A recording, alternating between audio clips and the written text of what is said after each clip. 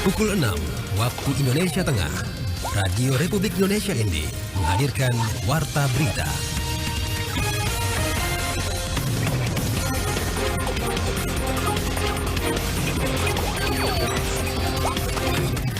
Saudara, selamat pagi. Anda mendengarkan Warta Berita edisi Selasa 28 November 2023 dengan Sari Berita. Gunung Ilelewotolok kembali erupsi. Diperlukan kerjasama lintas sektor untuk penurunan stunting di Kabupaten ND. Inilah berita selengkapnya bersama saya, Antonia Nona.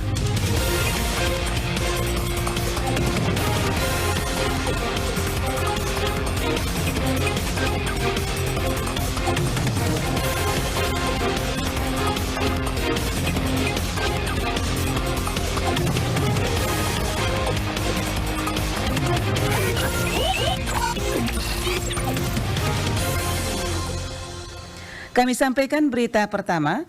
Gunung Ilelewotolok di Kabupaten Lembata kembali erupsi pada Senin 27 November 2023 sekitar pukul 17:08 waktu Indonesia Tengah dengan tinggi kolom abu teramati kurang lebih 400 meter di atas puncak kurang lebih 1823 meter di atas permukaan laut. Kolom abu teramati berwarna kelabu dengan intensitas sedang condong ke arah barat dan barat laut. Erupsi ini terekam di seismogram dengan amplitudo maksimum 34,1 mm dan durasi kurang lebih 50 detik. Kepala Pos Pemantau Gunung Api Ilelewotolok Stanislaus Arakian dalam rilis berita yang diterima RRI mengungkapkan bahwa saat ini Gunung Ilelewotolok berada pada status level 2 waspada. Pos Pemantau Gunung Api Ilelewotolok telah membuat rekomendasi kepada seluruh masyarakat Lembata serta pengunjung, diantaranya adalah masyarakat di sekitar Gunung Ilelewotolok maupun pengunjung pendaki wisatawan agar tidak memasuki dan tidak melakukan aktivitas di dalam wilayah radius 2 km dari pusat aktivitas Gunung Ilelewotolok dan masyarakat Desa Lamawolo, Desa Lamatokan, dan Desa Jontona agar selalu mewaspadai potensi ancaman bahaya dari guguran, longsoran lava, dan awan panas dari bagian timur puncak kawah Gunung Ilelewotolok.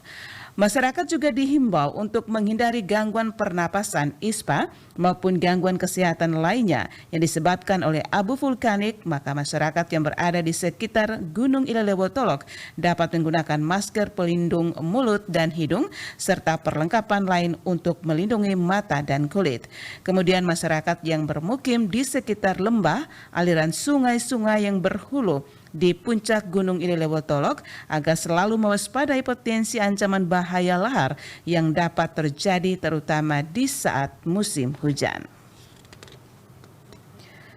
Dukung pengembangan dan destinasi pariwisata super premium Labuan Bajo, Radio Republik Indonesia RRI siap berkolaborasi bersama Badan Pelaksana Otorita Labuan Bajo Flores BPOLBF. Laporan Rosa Dalima.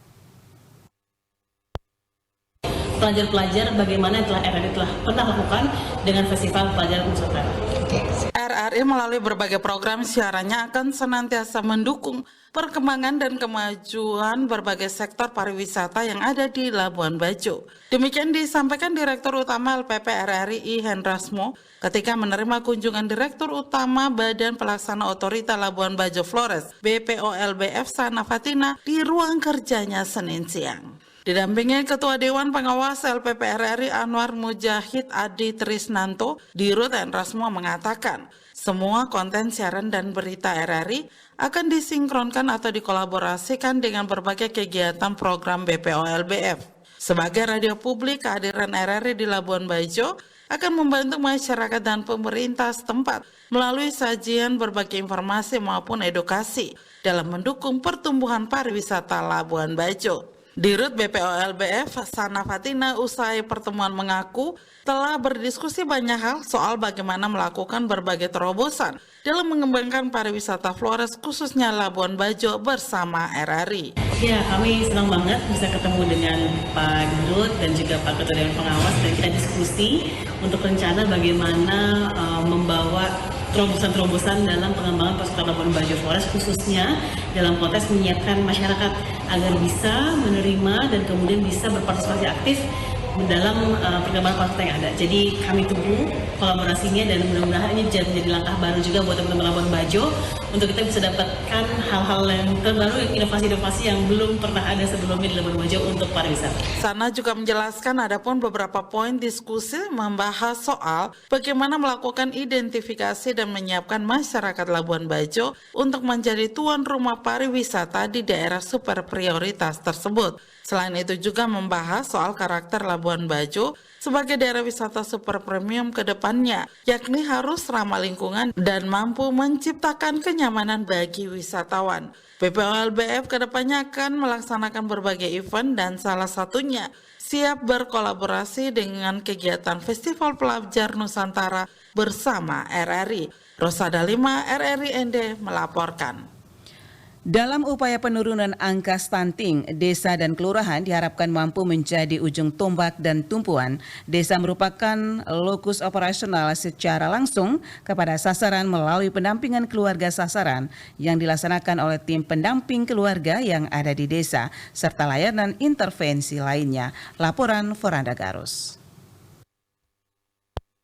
Dengan adanya sinergitas dan kerjasama di berbagai sektor pemerintahan serta didukung dengan partisipasi masyarakat, diharapkan mempercepat penurunan angka stunting di Kabupaten Ende. Demikian disampaikan Kepala BKKBN Kabupaten Ende, Dr. Muna Fatma Mkes. Dia menjelaskan adapun strategi yang dilakukan untuk menekan angka stunting, salah satunya menetapkan stunting sebagai arus utama. Dengan kata lain, program stunting ini harus diintegrasikan pada semua program. Kemudian yang kedua, stunting juga harus dibuat sebagai sebuah gerakan sehingga seluruh masyarakat ikut berpartisipasi. Jangan cuma begini, oh stunting itu programnya pemerintah, jadi pemerintah yang bertanggung jawab. Stunting adalah program dari seluruh komponen yang ada di Kabupaten ini.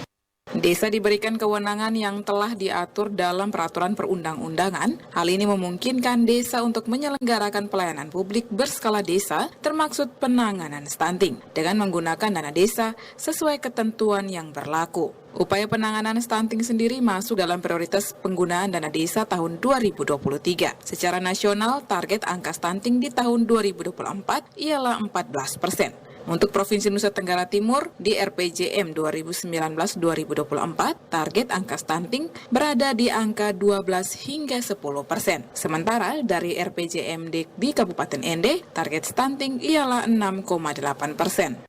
Pak Presiden di tahun 2019 sudah menyampaikan bahwa kita sudah berkinerja bagus dari 2013 dengan angka di 37%, kita sudah sampai di 27,6% Indonesia. Tetapi Pak Jokowi kembali menyampaikan bahwa kita tidak boleh bangga hanya dengan di angka yang 27,6. Kita tetap harus bekerja sehingga target kita 2024 kita di angka 14%. Pada dasarnya, upaya penanggulangan stunting melalui pendekatan lintas sektor menjadi solusi sebagai sebuah langkah konkret. Pendekatan lintas sektor ini melibatkan berbagai pihak antara lain pemerintah pusat dan pemerintah daerah. Memang, upaya penanggulangan stunting tidak mudah dilakukan karena banyak melibatkan pihak dengan kepentingan. Namun, upaya penanggulangan stunting melalui pendekatan lintas sektor dapat dijadikan momentum untuk menghilangkan ego sektoral yang selama ini melekat di perangkat daerah. RRI ND, Veranda Garus melaporkan. Anda sedang mendengarkan Warta Berita RRI ND. Target pekerjaan ruas jalan jalur Dona Aikipa di Kecamatan Dona Kabupaten Ende yang dibiayai dari dana Inpres senilai 18,6 miliar rupiah dipastikan selesai tahun 2023. Laporan Rovinus Vula. Target pekerjaan ruas jalan jalur Dona Aekipa di Kecamatan Dona Kabupaten Ende yang dibiayai dari dana impres senilai 18,6 miliar dipastikan selesai tahun 2023. Hal tersebut disampaikan PPK 4.2 Satker PJN 4 NTT Wilhelmus Sugu Jawa kepada RRI Senin 27 November 2023 di Ende. Wilhelmus mengatakan bahwa untuk progres galian saat ini tersisa 150 sampai 200 meter, diharapkan dalam minggu ini pekerjaan galian bisa diselesaikan termasuk pemasangan batu hampir selesai. Veli menjelaskan setelah dilakukan pembersihan galian akan dilanjutkan pekerjaan agregat dan hari ini akan ada pekerjaan aspal karena lahan yang disiapkan sudah cukup panjang. Selanjutnya setelah perapian kita pembersihan galian dan juga pekerjaan agregat kita bisa lanjutkan ya. Jadi setiap hari itu kita drop agregat dan juga dalam 3 hari kalau hari nanti sekali kita aspal. Jadi pengaspalan nanti hari ini kita akan mulai aspal. Sore ini kita lanjut aspal karena lahan yang kita sudah siap untuk aspal itu sudah panjang. Kalau sampai dengan sekarang ini adalah sudah di 49,2% Dona Aekipa. Mengenai pekerjaan fisik untuk ruas jalan jalur Dona Aekipa sampai dengan saat ini sudah mencapai 49,2%. Diharapkan setelah dilakukan pengaspalan maka capaian pekerjaan fisik bisa di atas 50%. Lanjut Veli mengenai pekerjaan saluran masih sekitar 200 meter yang belum selesai ke arah Aekipa. Mengenai pekerjaan jalan Dona Aekipa, baik pekerjaan minor maupun galian, pihaknya optimis bisa selesai pada 31 Desember. Kisarannya bisa mencapai 94%, namun pihaknya tetap berusaha untuk mencapai 100%. RRI Endervinus Vula melaporkan. Sebanyak 29 mahasiswa semester 7 Fakultas Sastra Inggris Universitas Flores melakukan studi lapangan ke RRI Ende. Lady Badin melaporkan. Kegiatan studi lapangan tersebut dilaksanakan pada Senin 27 November 2023 kemarin. Ke-29 mahasiswa Fakultas Sastra Inggris Universitas Flores terbagi menjadi 3 kelompok dan fokus kegiatan tersebut adalah melihat dari dekat dan mengetahui seperti apa pelaksanaan program penyiaran yang ada dan dilaksanakan di RRI Ende sebagai salah satu lembaga penyiaran publik. Dosen mata kuliah Basic Broadcasting Fakultas Sastra Inggris Universitas Flores, Hans Separ, kepada RRI mengungkapkan bahwa studi lapangan yang dilakukan mahasiswanya adalah bagian dari mata kuliah Basic Broadcasting dan dipilihnya RRI Ende sebagai tempat studi lapangan adalah karena pihaknya melihat bahwa RRI Ende merupakan salah satu media penyiaran yang sudah lama hadir di bumi Nusantara ini dan memiliki eksistensi dengan berbagai program penyiaran yang baik dan bermanfaat bagi masyarakat luas. Ini kegiatan dari mahasiswa semester 7 yang program mata kuliah Basic Broadcasting mahasiswa Sastra Inggris Universitas Flores. Jadi program mereka ini studi lapangan atau field study. Mereka visit ke RRI sebagai salah satu lembaga penyiaran yang sudah lama sekali ada di Nusantara. Dari mereka ingin praktek langsung bagaimana RRI Ende melaksanakan programnya penyiaran sehingga mereka bisa mempraktekkan apa yang mereka pelajari, utama ini untuk English for broadcasting sebenarnya. Jadi mereka bisa memahami dulu tentang basic broadcastingnya sendiri dan bisa menerapkan English on broadcasting. Terima kasih banyak untuk RRI yang sudah menerima 29 mahasiswa yang mengikuti kegiatan field study. Dirinya berharap semoga lewat studi lapangan ini, ke-29 mahasiswanya bisa menemukan, mengamati, dan mengetahui seperti apa di balik sebuah program radio tersebut, mulai dari persiapan hingga on air. Sementara itu, salah seorang peserta studi lapangan, Johan, mengungkapkan kegembiraannya diberi kesempatan melihat dari dekat seperti apa mekanisme kerja sebuah stasiun radio dan membuka wawasan baru tentang broadcasting itu sendiri. Saya rasa ya kalau untuk sebuah perkuliahan tuh bagusnya tuh kalau kita langsung turun ke lapangan. Kalau hanya kebanyakan berbicara soal teori itu kayak langsung habis di kelas ya habis. Terima kasih juga untuk pihak RRI Ende yang sudah menerima kami mahasiswa program studi sastra Inggris. Tentunya sudah menunjukkan kepada kami bagaimana sistem penyiaran di RRI sendiri. Sukses terus dan semangat. Johan pun berharap kegiatan tersebut bisa dilanjutkan di tahun-tahun mendatang sehingga mahasiswa dapat mengetahui seperti apa seluk-beluk dunia broadcasting itu sendiri. RRI Ende, Lady Badin melaporkan. Bupati Manggarai Barat, Edi Stasius Endi berharap dengan adanya kemajuan investasi yang gencar di Labuan Bajo bisa berdampak positif terhadap kesejahteraan masyarakat. Laporan Epi Wahab.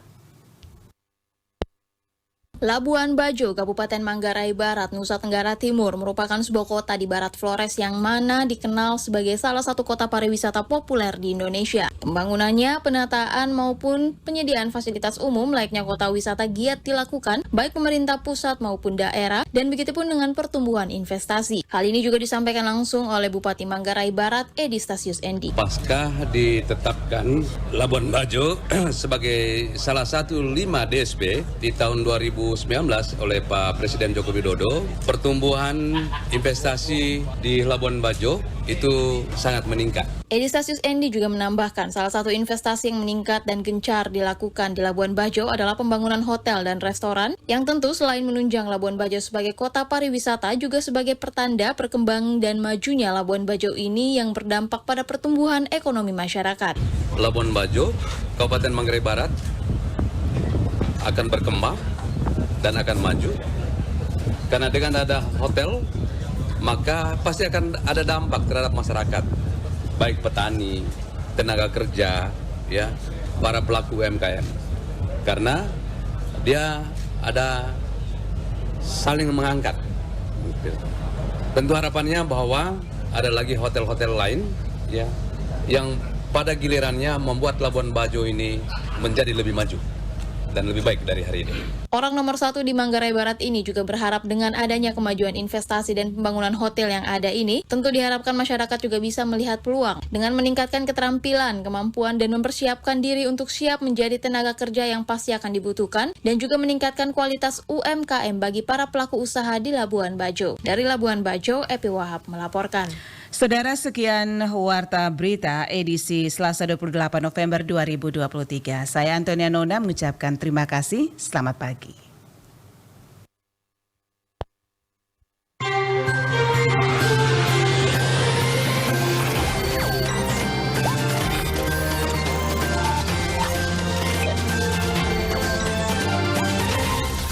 Terima kasih Anda telah mengikuti Warta Berita RRI ND.